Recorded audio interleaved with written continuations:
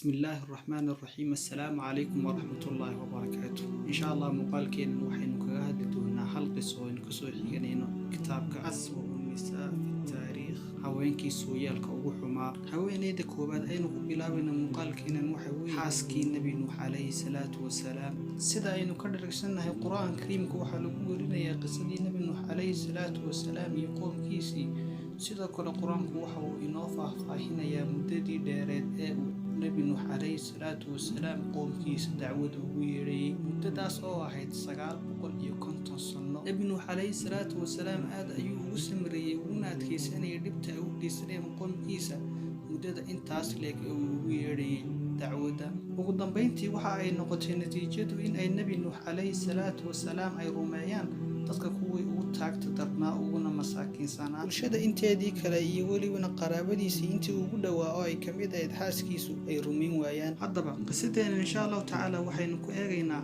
xaaskii nebi nuux calayhi salaatu wasalaam oo ka mid ahayd dadkii ganafka ku dhuftay dacwadii nebi nuux calayhi salaatu wasalaam. magaca xaaska nebi nuux calayhi salaatu wasalaam ma sugnaan lamana hubo sida aynu qur-aanka dhex dhadhansanayno oo qur-aanku waxa uu sheegayaa inay tahay xaaskii nebi nuux, laakiin waxaa la sheegaa in haweenaydaas magaceega uu ahaa Naciima ama Waqla. xaaskii nebi nuux calayhi salaatu wasalaam waxa ay dooratay inay tolkeed raacdo oo ma ay yeelin baaqi nebi nuux calayhi salaatu wasalaam. qisadan waxa aynu ka qaadanaynaa in haweenayda nebi nuux calayhi salaatu wasalaam ay tusaale buuxda u tahay dadka meerdhaan raacday oo waxa ay iska raacday qoomkeedii iyo waxa ay caabudayeen. sidoo kale waxa ay tusaale buuxda u ahayd in ay ahayd hooyo xun, sababtuna tahay gaalnimadeeda ayay ku saamaysay wiilkeedii Rayaan, kaasi oo ahaa mid maqli jiray tarbiyada xun ay ku barbaarinayso. ugu dambayntiina nasiibkiisu noqday mid adduunyada ku halaagsama aakhirana cadaabi sugayso. qisadan haweenayda nebi nuux calayhi salaatu wasalaam waxa kaloo aynu kala dhex baxaynaa waanooyin iyo cibro qaadasho, waxaana ka mid ah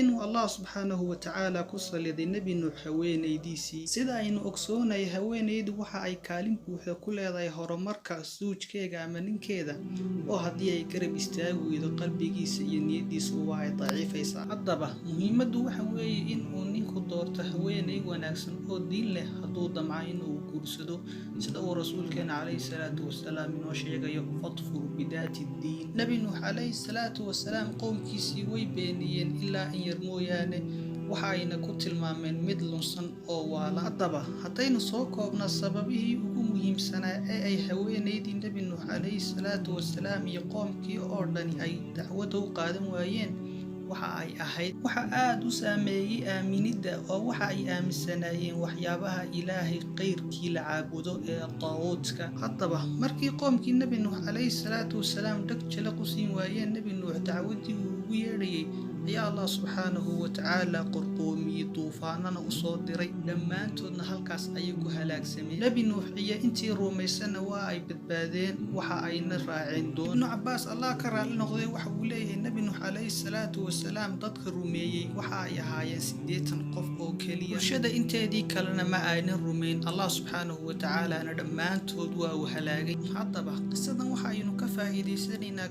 ninka guurdoonka ah uu iska ilaaliyo haweenay xun inuu guursado. talabaad aynu ka faa'iidaysanayna waxa weeye in qoomka xaqa diida ay cidhibtoodu meel xun ku dambaynayso. insha allahu tacaala inahaas ayaynu kusoo koobaynaa qisadeennan. wassalaamu calaykum.